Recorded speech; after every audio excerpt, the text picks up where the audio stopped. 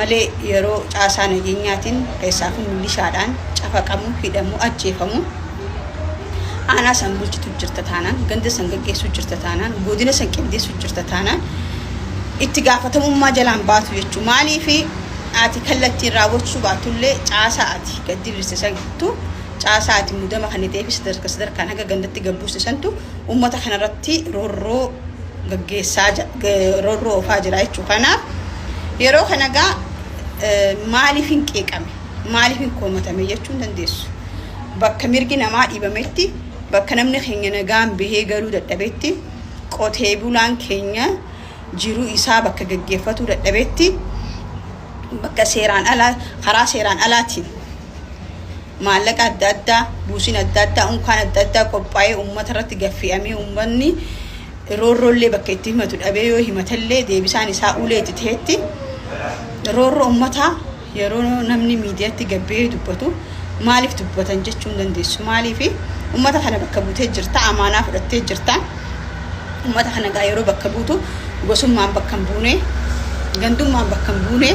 takkaafira ilmaan adeerraan keetii ilmaan adaadaa keetii tajaajiluuf bakka hin buune hawaasa bal'aa godina san keessa jiru hawaasa bal'aa naannoo san keessa jiru hawaasa bal'aa aanaa ganda san keessa jiru bakka buuteeti barcuma sanarra kateessu maaliif hin qeeqama abaluun keenya maaliif qeeqama waan gosa kana ta'eef waan gosa keenya ta'eef qeeqame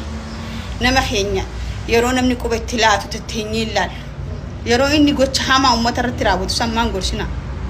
wanni kun sirrii miti dhiisii maaliif hin jenne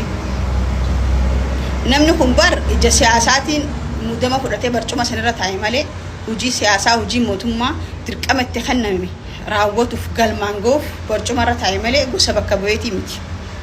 tamiina gosaatii miti abbaa gadaatii miti kanaafuu karaan inni itti qeeqamuun ija siyaasaatiin qeeqama malee ija gosummaatiin miti jechuudha kanaafuu qeeqa isarratti deemullee ija gosaatiin ilaalamuu qabu ija siyaasaatiin ilaalamuu qaba dhimmi kun dhimma hawaasa bal'aati dhimma uummataati karaa san ilaalamuu qaba malee abaluun kun waan gosa keenya ta'eef abaluun kun keenya nama ajjeesus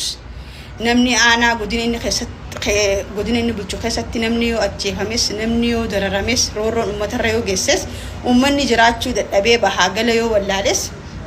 namni kun nama keenya jettanii xabaqaa dhaabbachuun kun sirrii natti hin fakkaatu maaliif ija siyaasaatiin qeeqamaa rakkoon jirus ija siyaasaatiin furamuu qaba jeetii amanaa jechuudha kanaafuu gizee qeeqamtan hoggansi sadarkaan jiru keessaaf hoggansi Oromoodha wanni gosummaan tun amma dhufte reefu bartee kanaan fuutanii gizee qeeqamtan gandi galatti hin dhokkatina gosummaa kaambii gosummaatti hin dheessina jechuudha